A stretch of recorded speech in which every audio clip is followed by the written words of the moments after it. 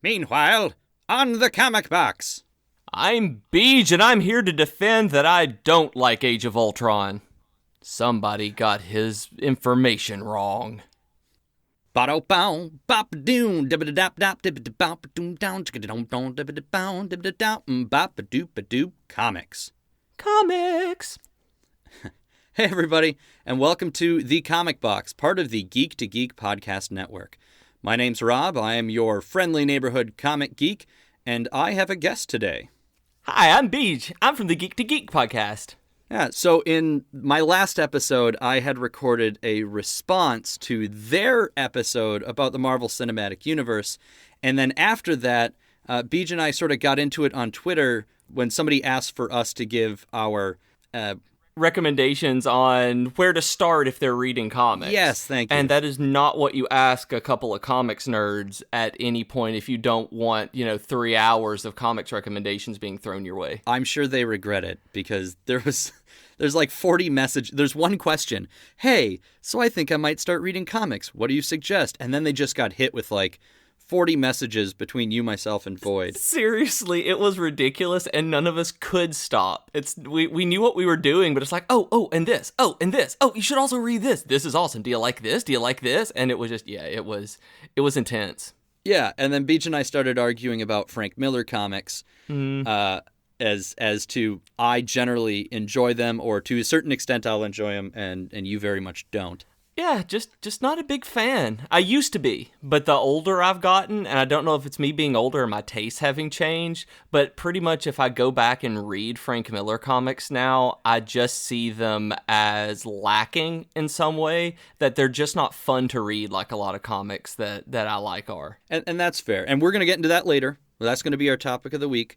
But first, I want to run through the usual, so we are going to jump into some comic book news. And again, Beej, anytime you want to chime in, please feel free. Absolutely.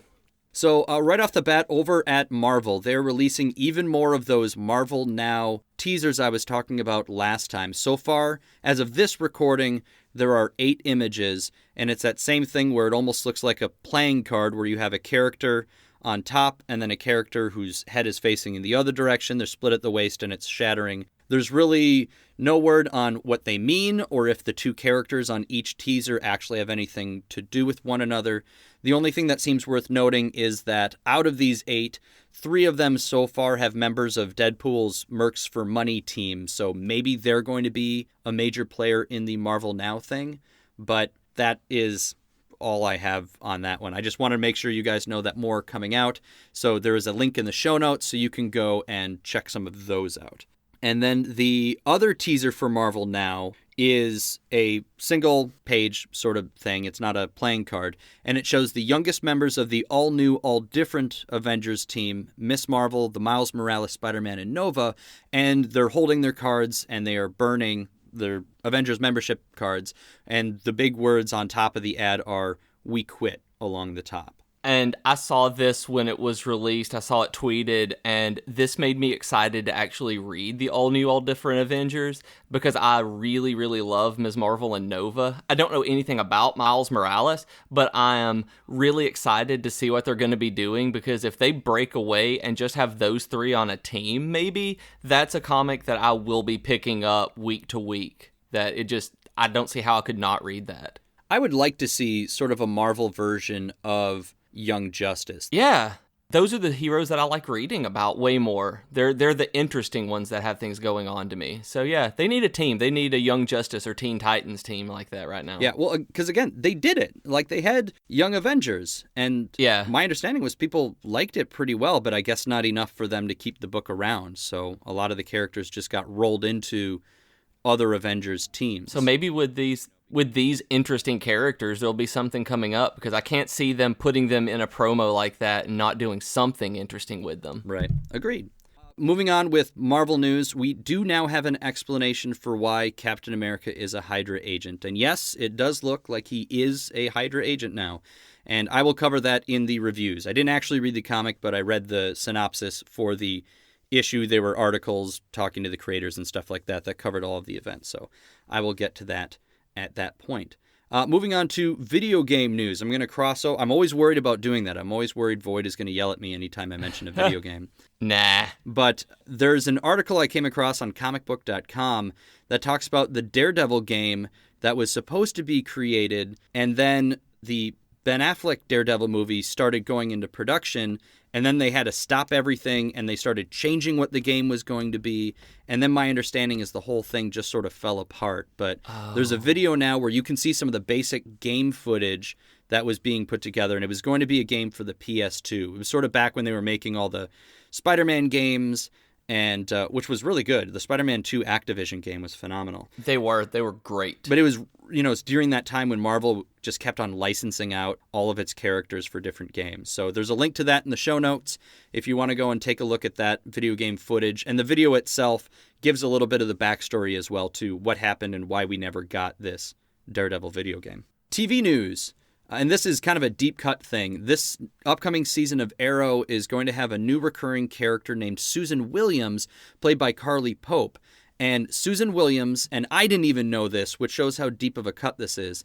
Susan Williams in the comic books is the wife of Green Lantern's younger brother, Hal Jordan, that version of Green Lantern.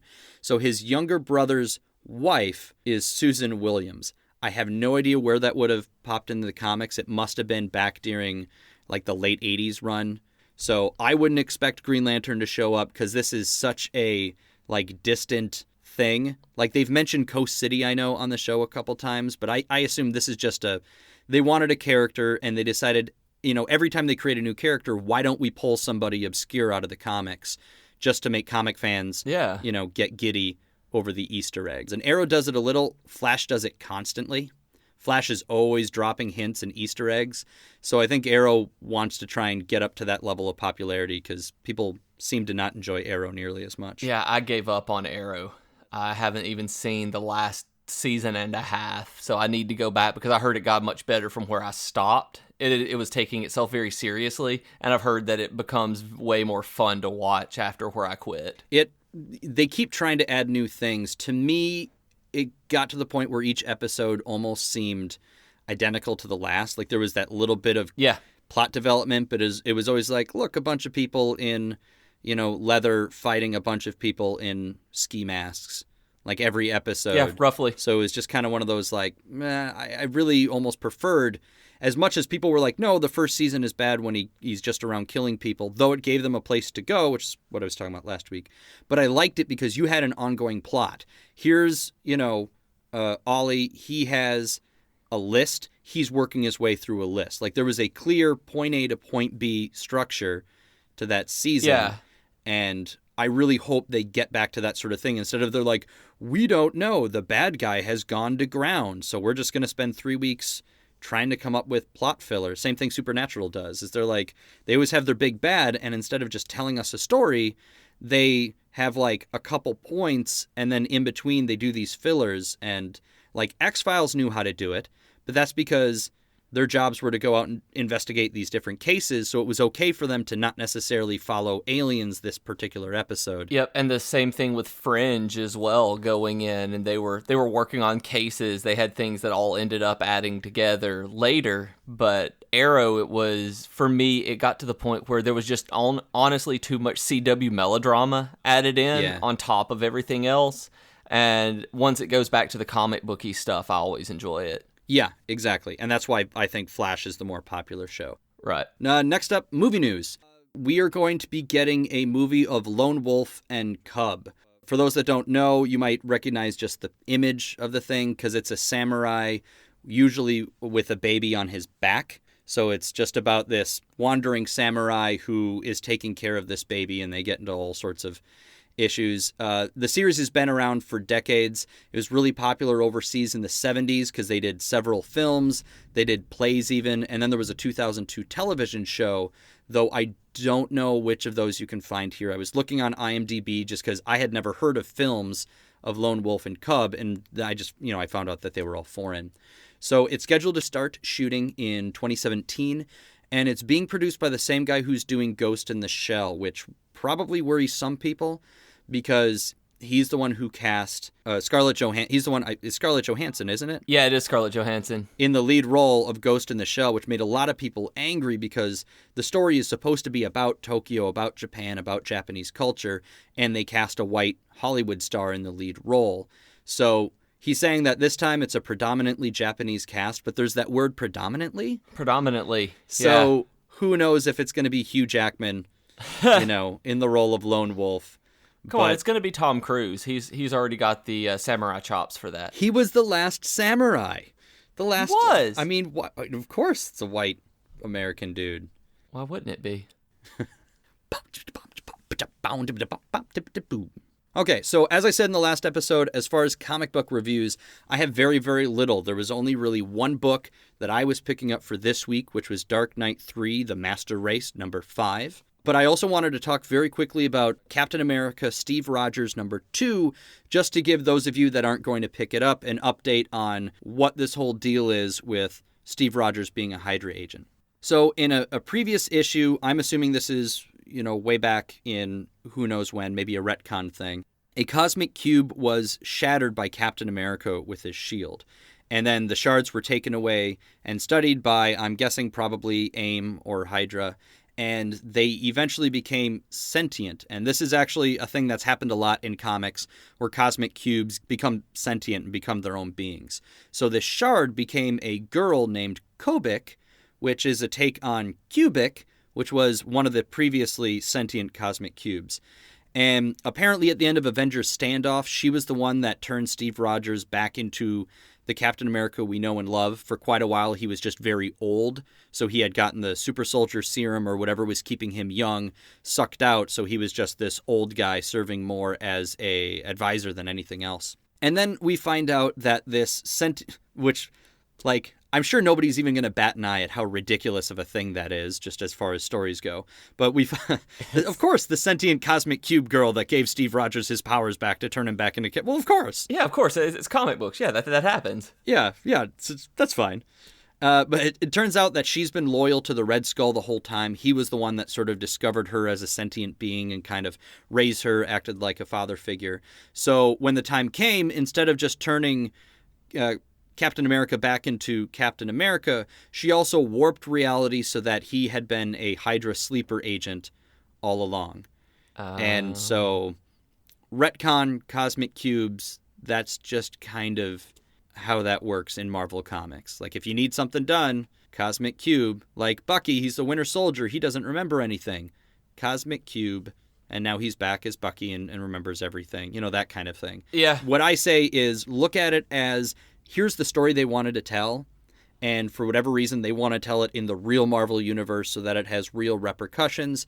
So they're going to come up with some ridiculous, they come up with the story first, and then figure out, all right, how can we make this happen? What excuses do we have to make this story we want to tell work? And you just need to learn to be okay with that, because it's going to be a story arc, and I'm sure, come on. I don't think anybody is going to expect that this is permanent, and it's not going to be changed back at some point. Yeah. So next, I have The Dark Knight 3 Master Race number 5. I actually really liked this episode, not so much the backup story. Each one of these each one of these issues is about 50 pages long, because it includes, or 40 some odd pages, because they include backup stories. The backup story for this one talks about Kara, the daughter of Superman and Wonder Woman, and Bale, one of these Kandorians from the bottled city of Kandor, who are now full-sized and have Superman powers, and their, budding relationship. It was really sort of uneventful. I imagine it's just there to lay the groundwork for something in the future.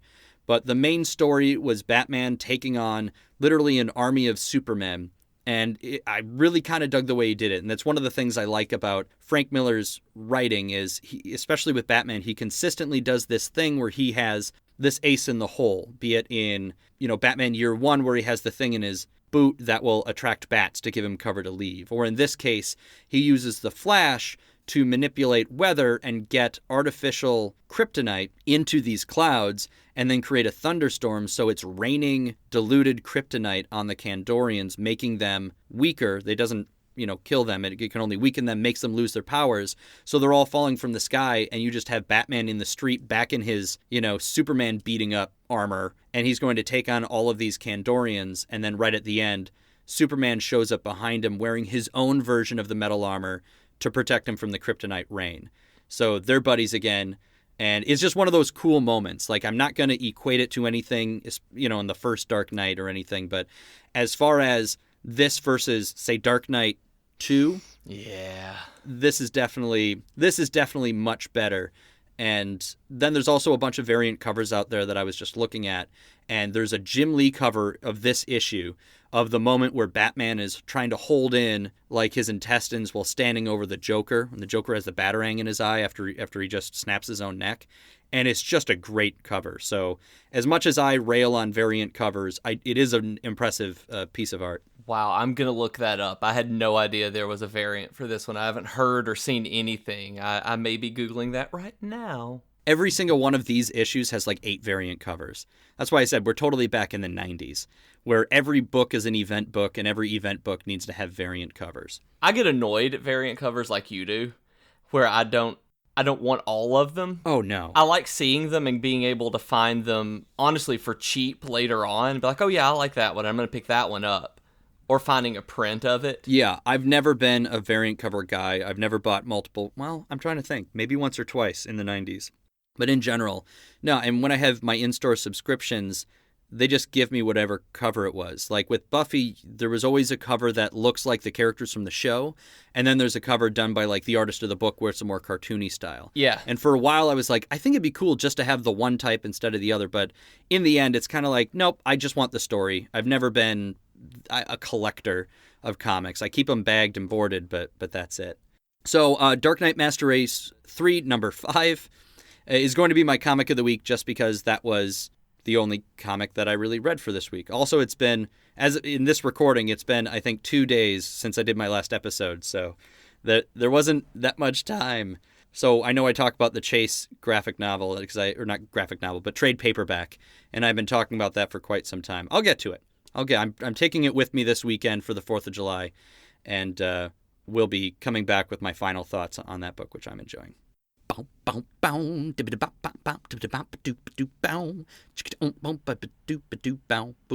list. Poll list! I said poll list. Here are the things I'm looking at for next week. Next week, there are multiple comics I'm looking for. I have Green Lanterns, plural, number 2, Paper Girls, number 7, Walking Dead 156, Moon Knight number 4, Silver Surfer number 5, and then 2 other books I may pick up. There's Vote Loki number 2. I like the premise. The first issue didn't blow me away. I thought it could have been a lot funnier or a lot more stinging in its commentary on the U.S. political system.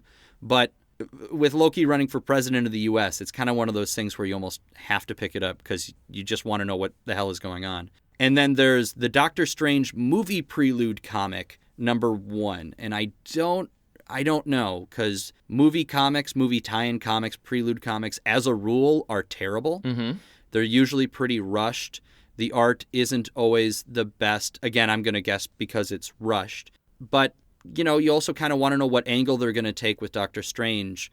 I have a feeling from everything I've seen, it looks like they're really going to focus on the psychedelic sort of 1970s Doctor Strange books.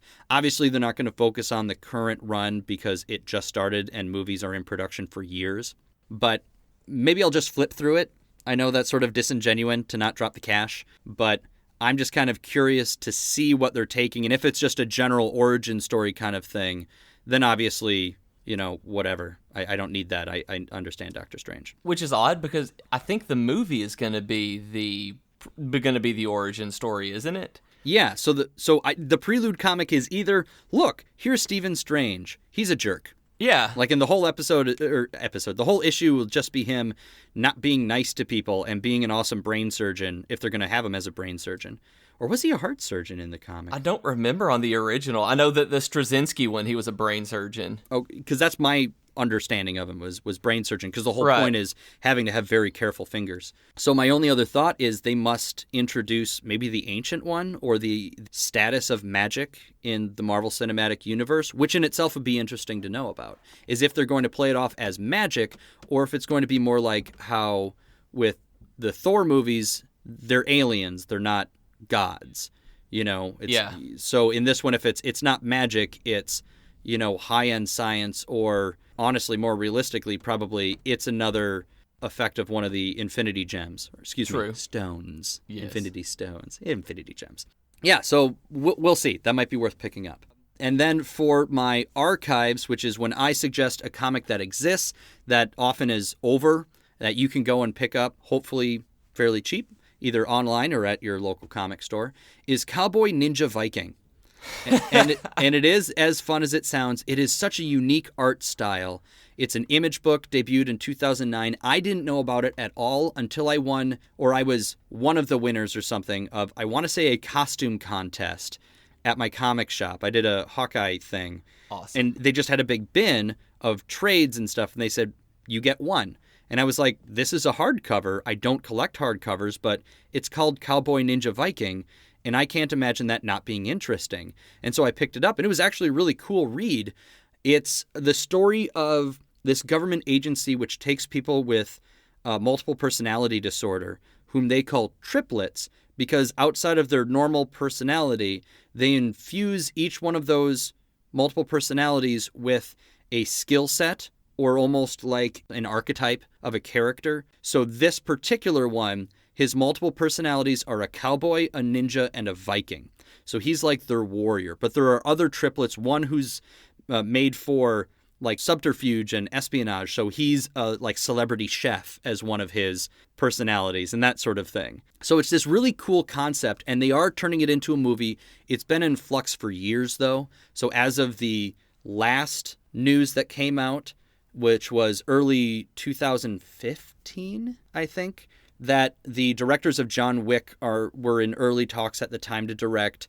As of 2014, Chris Pratt was in the lead. So who knows if and when we'll ever actually see it, especially now that Chris Pratt is probably worth a lot more than he was even in 2014, especially with Guardians 2 coming out. But I think it'd be an interesting movie. I personally think it'd be a better cartoon, like a later night Cartoon Network sort of original cartoon. That could work very well. Because it's a fairly violent book, especially with the art style that they have. Because I can't see it as a movie and it not being a Chris Pratt like sitcom, you know what I mean? Yeah, like romantic comedy thing. When the book really isn't. Like there's definitely a lot of humor in it because it's meant to be silly that these people have these different personalities, and because every time he's in a situation, each of the different characters is screaming in his head telling him what to do. The Viking is always just like, take an axe and cut someone in half, regardless of what the situation is, where the ninja's like, no, we can sneak out of this. And that sounds magnificent. It's worth a read, and I know that Image generally does their first trades for only $10, their first volume of any of their comics.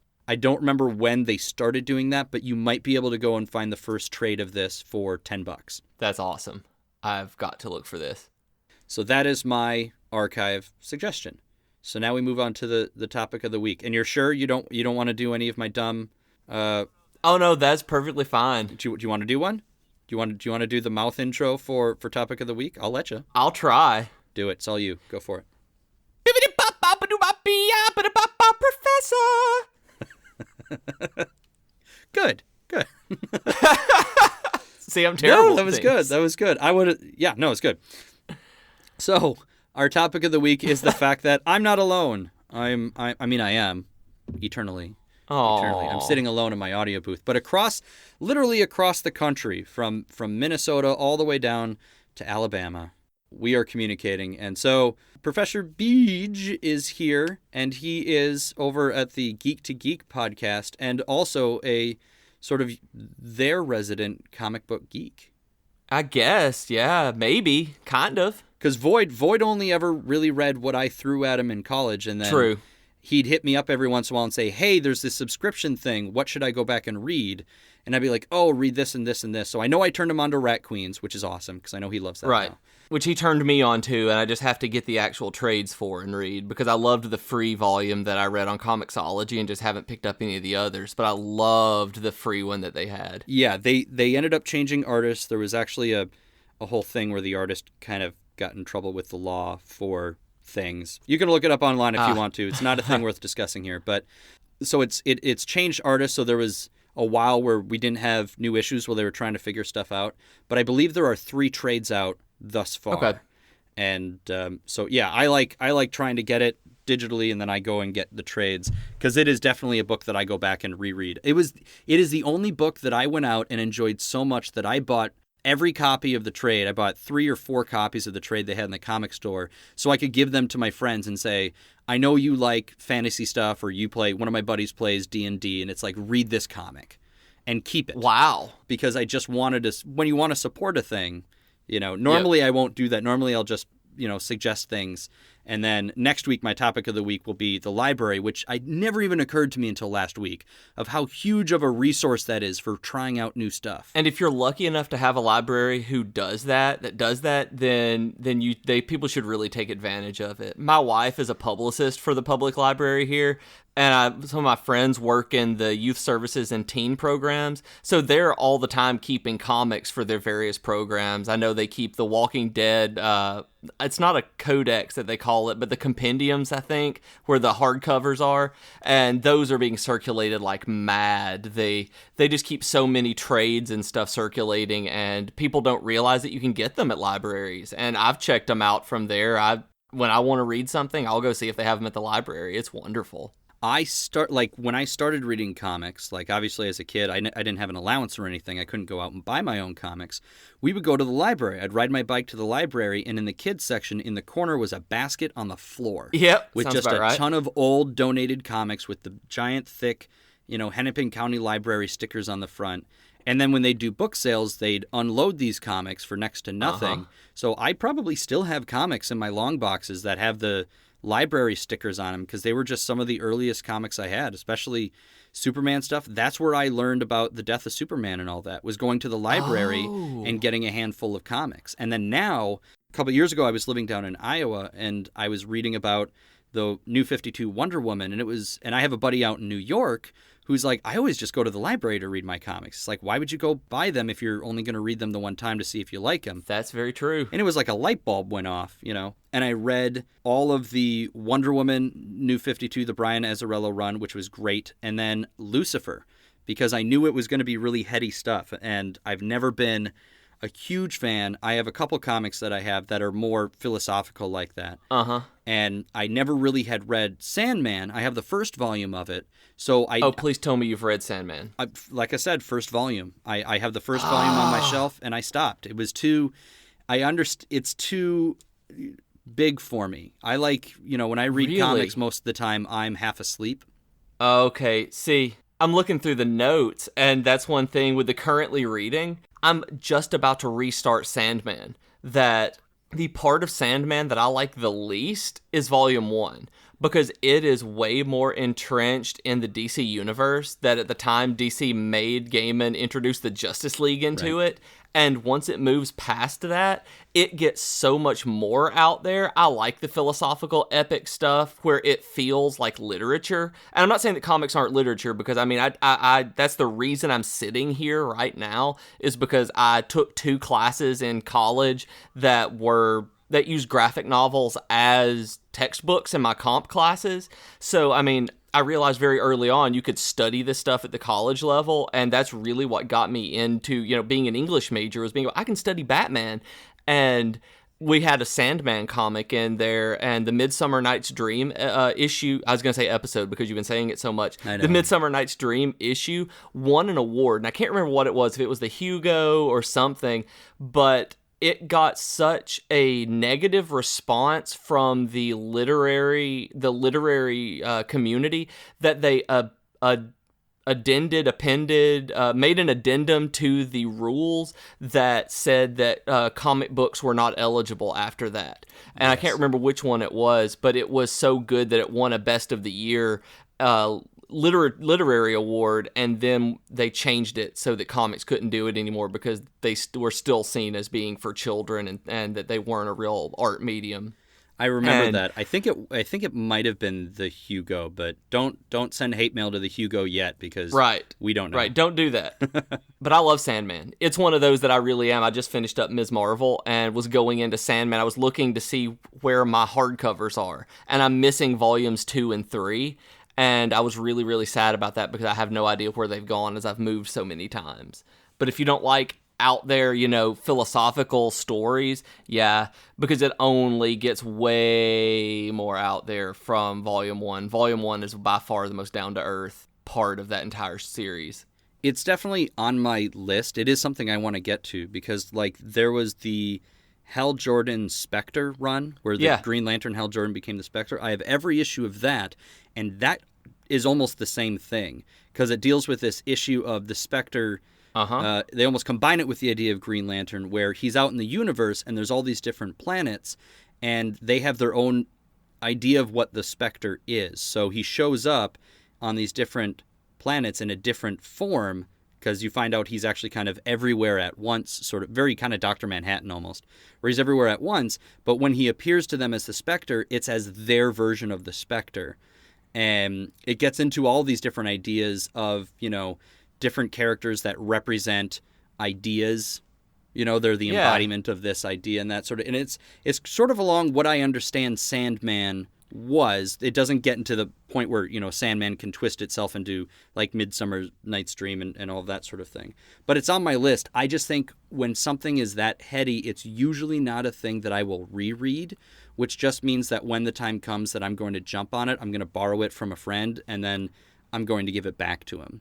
Because the things that I know I'll go back to read are usually something fairly episodic that I can burn through rather quickly. Yeah. Or because my long boxes are very particular these days. I keep sort of trying to dwindle down my collection because I find myself buying a bunch of stuff instead of being smart and going to the library. And then I read it and I love it, and then I don't really do much with it.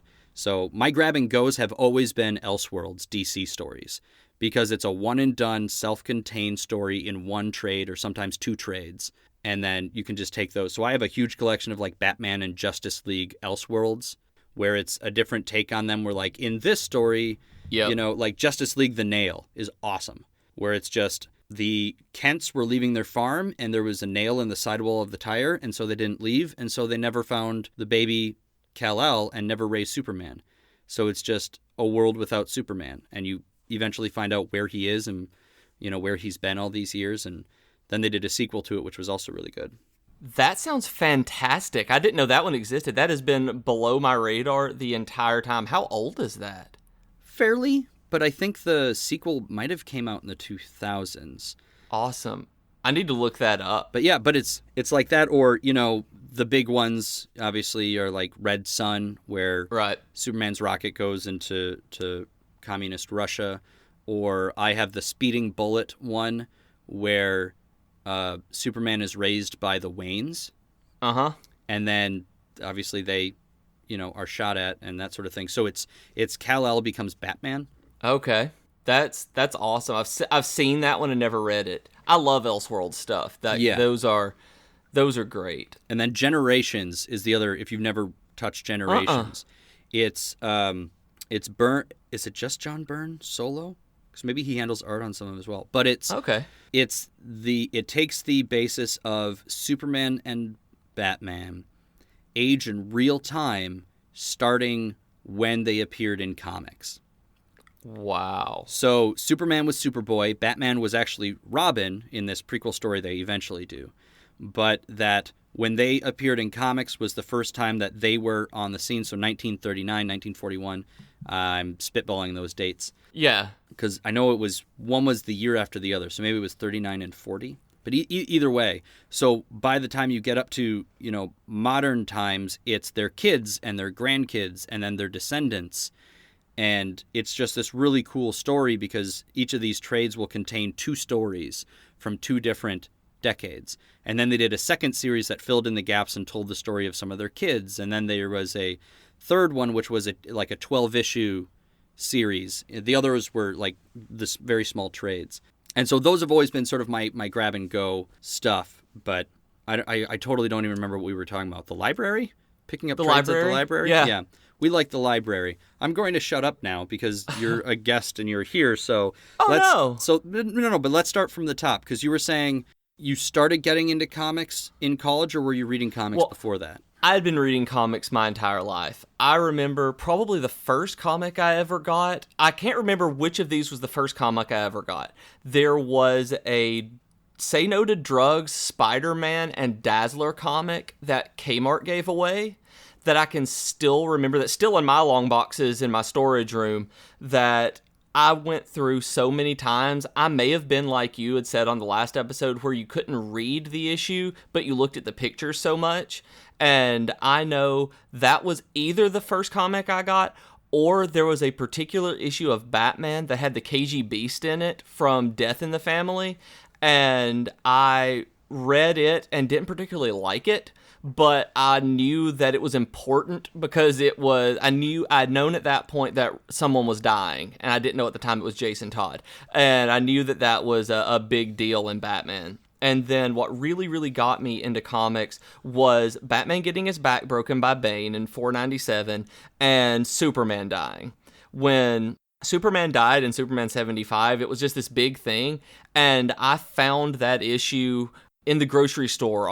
Did you guys have, when you were growing up, the spiral, not spiral, but the tall spindle columns that spun around where all of the spines were broken, where people were looking through different comic books at the, like, impulse buys at grocery stores? We didn't have them at local grocery stores. I got ours from the library, but my family has a cabin, and up at that cabin, they would have a shelf in the grocery store. It wasn't on a rack. But okay. That's when I first got into the numbering thing, because I would see the comics and they would have nothing to do with the ones that I had gotten from the library. So I was so lost, because again, that's when they were doing the Nightfall, and they were doing the Death and Return of Superman and Reign of the Supermen. And so they started doing these big long arcs, and you had no idea. You couldn't just pick up an issue because you'd like, why is Green Lantern's arm broken and he's fighting this guy with a hammer? I don't know what's going on. Exactly. And then at that point, I started following Night Quest, Nightfall, Funeral for a Friend, Death and Return of Superman, Reign of the Superman, all this. And then I started reading the novelizations of those. Yes. That my favorite book growing up was the Batman Nightfall novelization. It's still on my shelf. I know that it was 1994 because it's written on the inside of it. I have the dust jacket taped to the hardcover book in my living room right now because that has gone with me everywhere I've ever lived and gone, and it always will, because that was my favorite book.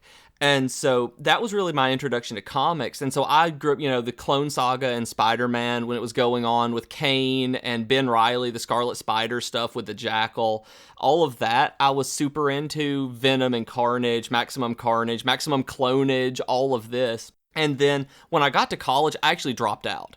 That I was a mama's boy staying at home. I was scared to be away from my family. I just left, and I was not ready to be away at college.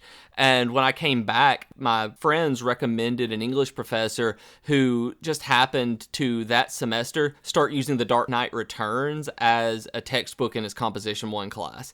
And the next semester, he was offering a special topics class on all sorts of comic books. He was using the Gaiman Sandman for Midsummer Night's Dream. We had the Essential Spider-Man that basically collected like the first 60 issues of Amazing Spider-Man. We had Frank Miller's Daredevil run with Elektra. We had The Dark Knight Returns again. We had How to Read Comics by Scott McCloud, I think. We used, what was the one by Will Eisner? There was something by Will Eisner that dealt with the spirit, and we were just talking, and I realized at that point, oh my goodness, he's getting paid to do this. He is an English teacher getting paid to talk about comic books, and I realized that was really where I needed to be focusing my energies and for what I loved. And so I went into, later found out about film and television studies, started doing Whedon and Buffy stuff after I got to graduate school, and Firefly, all of that. But my initial reason I'm an English teacher is because I found out in college I could study the comic books that I loved my entire life. And so, yeah, like you said, I guess I'm the resident comic nerd, comic geek, but I haven't been keeping up with them nearly as much lately. I got to the point in probably 2008 when the economy crashed that I didn't have enough money to support my comics habit. And then at the point when you get to where you're freezing packs of bologna you got on sale, you just kind of have to stop buying comic books. No, I'm with you there entirely. And for me, a lot of it was just I can't keep going. I mean, the only series that I get, that I know I'm going to get every month right now is Buffy, and I'm going to even stop that after the season because I'm filling up my long boxes and I just don't want to start another one. And that's really why I moved over to trades. Yeah. That's the situation. But moving on to what we were really going to talk about was Frank Miller's stuff, because that's what we were just getting into on Twitter and said, this is a podcast. And instead we're talking about everything else. Everything else, yeah. But you got to study Frank Miller properly. Like as part of your formal education. Yes. You studied Frank Miller and you don't like him. And I don't like him. And I think that actually ties into why I don't like Frank Miller is because of having that formal education. And I'm not saying that makes me better. And that is, it comes across that way. It's like, oh, this English guy thinks he's better. He doesn't like my Frank Miller. It's that I've been trained to look at literature in a certain way. And because of the way that I've spent so many years looking at stories and narrative and meaning and symbolism and just all the bullcrap that everybody tends to hate about being an English major and from English majors, I look at Frank Miller and I see him as being incredibly simple. That the stuff that he does tends to be surface level, that he doesn't really get into any of the ideas. He doesn't dig any deeper than just, he picks off the scab off of society basically, but he doesn't necessarily squeeze out the pus, if that makes any sense. I mean, he doesn't really delve into any of the causes of any of the stuff that he's dealing with, any of the stuff he writes about. He tells fun stories, but they're also in a lot of ways very basic stories. He never tries to do anything super new. It's always the same kind of Frank Miller story over and over again. I love the stuff that you were talking about with the Master Race with DK3. I love the idea of Batman always having this ace in the hole. That's why I love Batman. And Frank Miller really does do that incredibly well. He's always got something unique to show about how he's going to solve the problem, but it's kind of like an M. Night Shyamalan movie. You know that there's going to be something like that as you go on. And I never feel as though there's a whole lot of repeat value in rereading Frank Miller stuff. I never see anything truly original anymore, because looking at The Dark Knight Returns, when it came out, was it 85 or 88? I can never remember. It feels like 86, maybe? Mid-80s. So when it comes out in the mid-80s, Batman was Silver Age Batman, Adam West in the 60s. I mean, people are not taking Batman seriously. He comes around with The Dark Knight Returns and shows that comics don't have to be for kids. And it's great that he did this, and it is a fantastic series when you look at it as a cultural artifact. But when you look at it compared to the way that we have started presenting comics media, the way that we look at heroes and superheroes, and the way that the culture has progressed, it's kind of the same way you look at Watchmen. And if those books had been written today, the culture has changed so much, and the way that we both consume and produce media has changed, that they would be very different in terms of the stories that they're telling, how they're telling the stories, and honestly, a lot of the things that he's able to get away with and say wouldn't be the same because it wouldn't be in the mid-80s. And I think that's why I don't like Frank Miller, is because I don't feel as though he has moved past the mid-80s in terms of storytelling, and you keep getting Frank Miller stories from him, where they were fine when that was, Frank Miller was the best thing that comics had going for it. And we now have, we have the Straczynskis, we have the Millars, we have Brian Michael Bendis, and much better storytellers that are going on, that are working today, as opposed to Frank Miller. I mean, it's kind of like reading what if Stan Lee had imagined the DC universe or something like that. Did you ever read those trades? Just Imagine, yeah. I have the Green Lantern and Justice League trade. They are not very good. That is a fair assessment. But I love them because they're Stan Lee, and I can appreciate that they are fun and ridiculous, and that he's doing his thing. He did exactly what he did. I think Batman got bitten by a radioactive bat. I mean, that's what he does. That's the way I feel about Frank Miller. This is what he does, and I just don't think it's for me, and I think a lot of it came from me looking for more from literature and narrative than Frank Miller is capable as a storyteller of telling. If that doesn't sound incredibly pretentious and awful of me to say.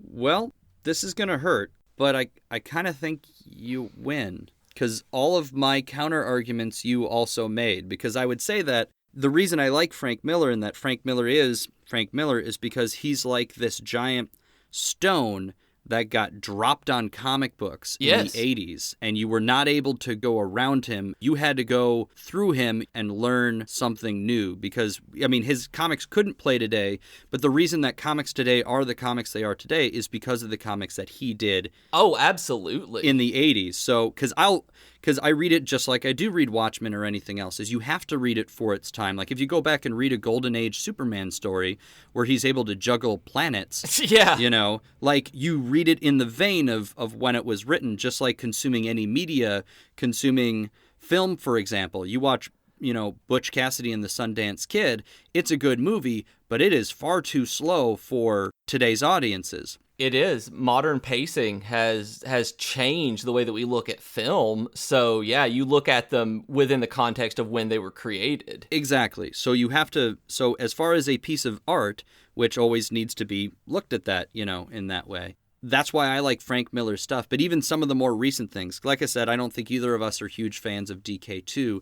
For the most part, I'm enjoying Dark Knight 3, but it is surface, because what I enjoy about his writing is, as a writer, especially in comic books, it's the idea. It's his concepts that I enjoy. Okay. Because he always comes up with a very cool concept for things like, because I have another buddy, and he and I always argue over who the best Green Lantern is, because we're both big Green Lantern guys. Kyle Rayner, son! Thank you. It's not that tough. It's not. But he's a Hal Jordan guy. I'm going to get him on here one of these days. We keep talking about a podcast. He wants to do a movie one, so okay. We'll see how that goes. But point being, like, we both love the scene in All-Star Batman and Robin where they lure Green Lantern into a room and they have painted themselves and the entire room yellow. Yep. And then offer him a glass of lemonade to drink just so that he can't do anything, you know, like that. Uh-huh.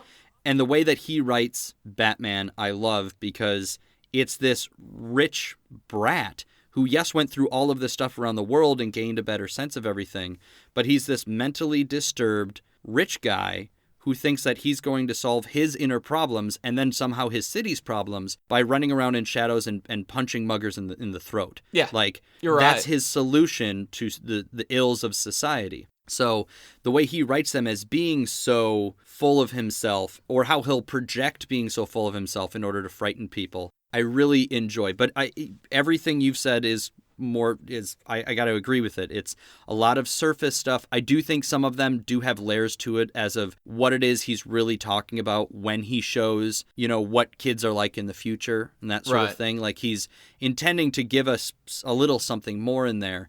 But it's usually not meant to be very deep. It's meant to be comic book fun, but for adults, where it's darker and it's, you know, it's how you can view any piece of art, though. Like, you could view Game of Thrones and be like, yeah, they're not talking about society anywhere in here. They're just telling us a really good story with well-defined characters. And I think that's one of the things that is both wonderful and terrible about looking at any kind of literature or art this way, is that you can look at everything. I like art and literature that you can look at different ways, but don't have to. And I think that's one of the reasons that that I see, like, looking at the kids in the future and a lot of Frank Miller stuff with the Dark Knight series, it's like looking at, it's like, yep, kids may be terrible, but kids were always terrible. And to the previous generation, and it gets that across, but I like being able to read into more than that, which is, that's fair. I've never read Sin City, and I used to absolutely love the movie of Sin City, so I cannot actually speak to it, because if there's one thing of Frank Miller's that I truly adore, it was the first Sin City movie, and just never went and read any of the comics after that. It's been on my list forever. But you got to go, again, check your library or something. I'm slowly reading my way through Sin City. I have finished the first 5 volumes. I have 2 volumes left. I have 6 and 7 to read.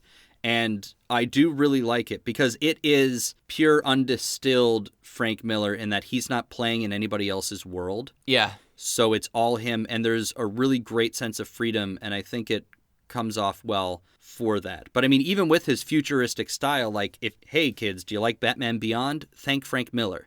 Yeah. Because so much of their design for that is pulled straight from Dark Knight. Yeah, it's. I think you're exactly right. He's the big rock you had to go around rather than through, or you had to go through rather than go around. And that is the best way to put it. Comics are the way that they are because of Frank Miller. I just wish his style had evolved along with the rest of the medium. Where I still can't read Grant Morrison comics. If I read a Grant Morrison comic, I end up just being angry and not going back and reading comics for a while because his style hasn't really changed over the last 15 years, and my tastes have, where when Grant Morrison was writing the original JLA comics, when they did the reboot, they're brilliant. I love them. I go back and read the Grant Morrison stuff that he did for the New 52 with like Action Comics, and it's garbage. But it's the same kind of storytelling, and I realized that it's nostalgia that made me love the old one because of where I was and the kinds of stories that were being told at that point, and I've seen different stories being told now, where I prefer like Jeff Johns or someone like that, and I can't remember the guy who wrote the Animal Man in New 52, but if you've not read the New 52 Animal Man, do it, it's super good. But I like storytelling that deals with humanity more rather than the idea of humanity. Gotcha. It may be the way I like stories that deal with humans rather than the idea of humanity. Gotcha. And I think we're on the same page there because I got really ready to defend Grant Morrison there until you were mentioning how good the Justice League run is because, man, yeah, I was so on board for that whole thing. Like his Rock of Ages is one. And you always hear, like, if you ever listen to Kevin Smith's, well, do this. Go to Kevin Smith's Fat Man on Batman podcast, scroll all the way down. There are 2 episodes with Grant Morrison. They are so trippy. Because he talks about where his inspiration is from, and I'll just give you this small hint. It's not a spoiler. Drugs and aliens. That does not surprise me at all.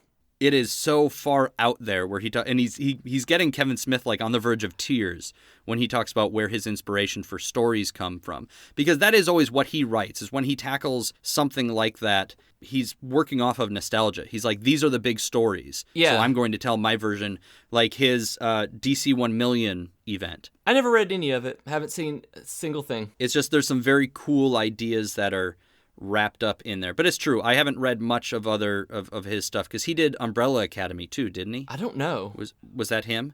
There was another, or no, The Invisibles. Okay. Maybe he did Umbrella too, but I know he did The Invisibles, and I've never touched it.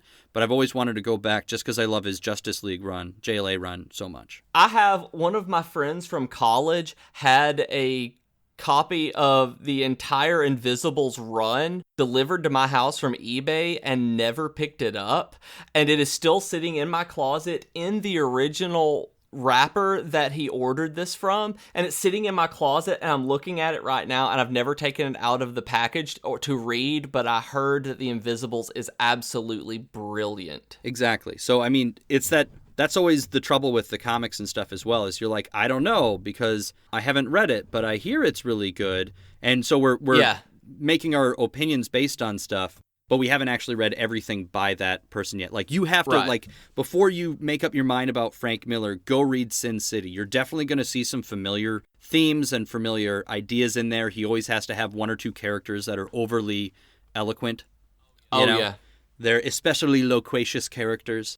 And that's the same thing in Sin City, but it's kind of hard to tell which one started where. So, well, this was not nearly as much of a battle over whether Frank Miller is good or bad, because we both sort of are like, no, he is good. He's just, you're not a fan of him as far as continuing work or right now.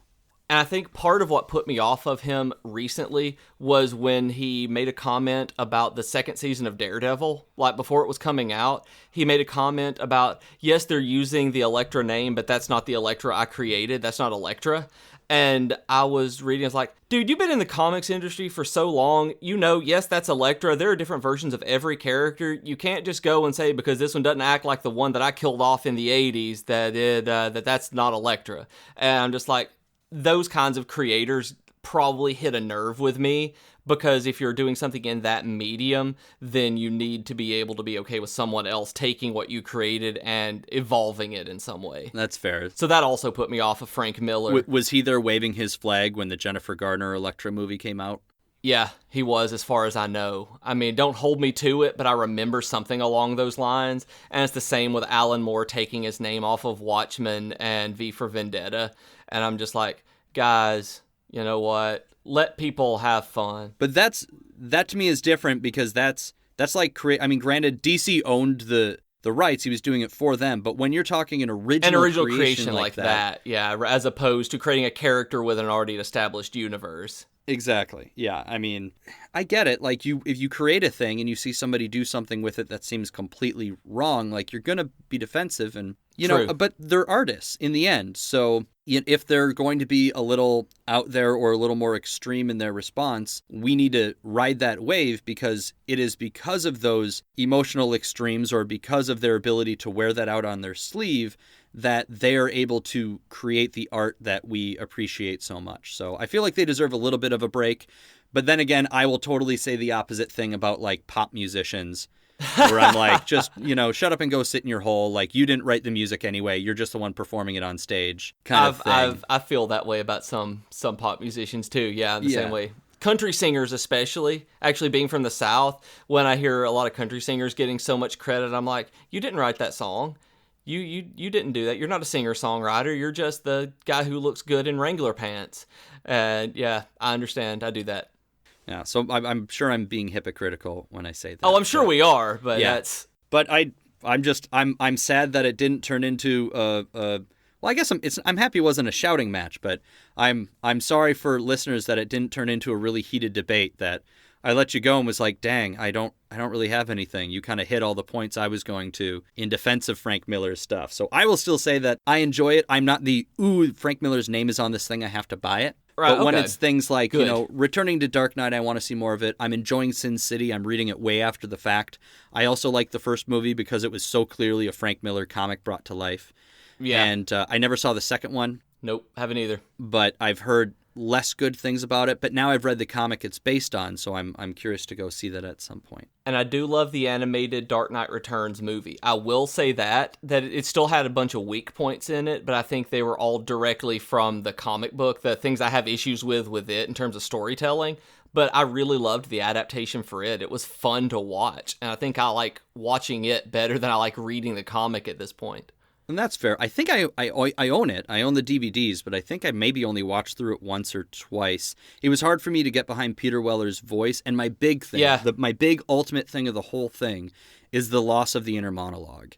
Like, yeah. And I understand why they took it out, but the fact that I didn't get the one scene I wanted to see animated, which is there are 32 working defenses from this position. You know, that scene where he's like, you know, 12 disarm, 4 kill, and 1, and he just turns, grabs the dude's gun, and kicks him, hurts. Like, they had the scene, but without that inner monologue, because that, as a kid, reading that was the ultimate, like, do you watch Game of Thrones? Yes, I haven't seen this season, though, so... Okay, I won't say anything then. There's a moment in the final episode, because of course there is, because it's the final episode, there's all sorts of moments, but it's like the moments on Game of Thrones where you're there and you're just like, yes, yeah, you know, you're so into it. But just that thought of like, yes, that is so like perfect, and you get the tingles. That's that moment in that comic for me, and that whole thing. Like, my two defining moments from Dark Knight were that scene, because that is like, if I distilled Batman down to one page, you know, 4 panels or whatever that scene is, that is Batman in my mind. There are 32 working positions. This is, you know, boom, boom, boom, boom, boom, rattles through his head. I'm doing this one, go. And so the 2 moments from that book that will stick with me are that, and then the Joker twisting his own head around and killing himself, because that is also perfect Joker. So as far as Frank Miller maybe not going super deep, like, he gets it, because like I could just put that page on my wall and say, oh, who's Batman? And I just point at that. And you point out, yeah, you're absolutely right. Like, that is Batman. That is still the Batman that I think of when just that one who is prepared for everything. Right. And that scene of I'm not only prepared for everything, but I'm going to do the most damage. Like, he cripples the dude, and he's just like, I'm going to cripple you because I'm Batman, and that's how much I hate crime and criminals. And yep. But I know we're running really long here, so I'm probably going to call it. Was there anything else you wanted to add as far as comic books in general or Frank Miller? Because I'll let you plug after the vocal break. I'm not calling it music. I think I'm good on Frank Miller right now in comics. I've been reading Ms. Marvel, and you need to read Sandman. I guess that's my plug. Go read Sandman. All right. Cool. Well, I'm going to do this thing first, this little thing that I do.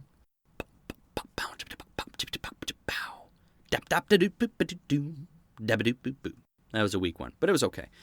So that is it for this week. Obviously, if you like this podcast...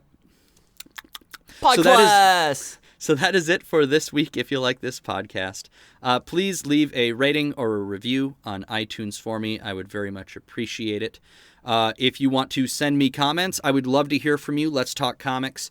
You can find me on Twitter at Noby, that is at KNOWBY, or email me at thecomicboxpodcast@gmail.com. And usually I also talk about how, of course, you need to listen to all the other great podcasts on the Geek to Geek podcast network, but I'm not going to do that. I'm going to let Beej do that. So go ahead, plug away, sir. You need to listen to me because I'm awesome. I co-host the Geek to Geek podcast with Void every Thursday night. We talk about geek culture, video games, movies, books, comics sometimes when we don't want to step on anybody's toes.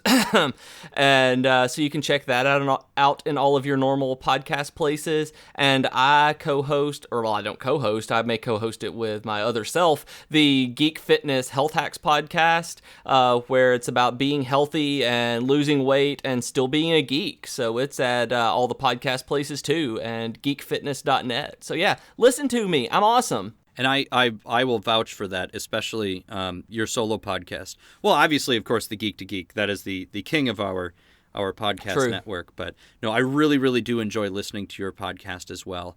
I know I'm definitely one of those geeks that could stand to lose a few pounds. And so it's always nice to hear the, little tips and little tricks. And then I like the fact that you also talk about sort of your own quest, as you call it in the quest log. Yeah. When you talk about your own personal journey of going through and the times when you struggle and the times that you don't, to know that it's not just going to the convention and seeing the people in costume that are jacked because they go to the gym and, are power lifters and then go to conventions. And then you're like, I'm the one, with my gut sticking out kind of thing. Uh-huh. So I vouch for that as well. So you guys should definitely make sure you go and listen to that, as well as the Geek to Geek podcast. Where can people find you, though? If people want to get a hold of you, ask you a question, tell you that you're wrong about all of your opinions. Then you can yell at me at Professor Beej, that's Beej, on Twitter. And I'm on Instagram as at Geek Fitness _. Those are about the places where I pretty much always am, so that you can yell. I love talking to people on Twitter, so hit me up at Professor Beej. Perfect. So that is it for the Comic Box podcast. We are going to close the Comic Box for this week. Any last thoughts before we go? I'm glad that we didn't yell at each other. Yeah, this was wonderfully civil. This was fun. It was civil without the war. Without the war. Yep. I was trying to think of what joke we could make about Civil War then. It was right there. It was civil without the war. Well, I guess last thing then, Team Iron Man or Team Cap? Team Cap. Yeah. Ditto on that one. Got it. All right. Except for Spider-Man. Yeah. And remember, I don't like Age of Ultron. Remember, folks, it was a narrative mess. That you don't like? I don't like it. Yeah, you had it in your podcast last week that I liked it. I thought you said yeah. Oh, no, I do not. Void, now, he hates Winter Soldier, and I love it. And I hate Age of Ultron, and he loves it. And I think it is a narrative hot mess. I'm right on board with you on this one. Oh, well, then that was totally my mistake then. Oh, no, I completely understand. But I got to get that cleared up. I don't want people to be thinking that I like Age of Ultron. No, sorry. I don't know why. I don't know why I had that on there. That must have been, I don't know. I was exhausted and on a plane when I wrote that note. So. But now you can make fun of Void because he doesn't think Winter Soldier is a terribly good movie. It's a good movie. It is. Very good movie. I told him to read the comics ahead of time. So I told him to go back and read the story arc. That would make him I don't think he enjoy did. A little more. I don't know. All right, so closing the comic box, we're going to go do our own things. Happy 4th of July if you're listening to this before the holiday. We'll see if I get it edited before the holiday, but if not, we hope you had a pleasant 4th of July without any alien invasions. Or explosions. But pretty explosions. You need pretty explosions, but no dangerous explosions. I promised you fireworks, didn't I? Bye, everybody. Bye. Boom, boom, Ba-da-ba-ba-doo-doon, ba-da-ba-ba-doo-down-ow. Da-da-da-ba-doo, comic box, do podcast. Had a guest, probably should do it again because it's better than just listening to me. Do-do-do-do-ba-doo-ba. I'm so cool. Boop-a-doop, boop, boop, boop-a-doop. Listen to me too. Blah, blah, blah, blah, blah, bow. I think that went well.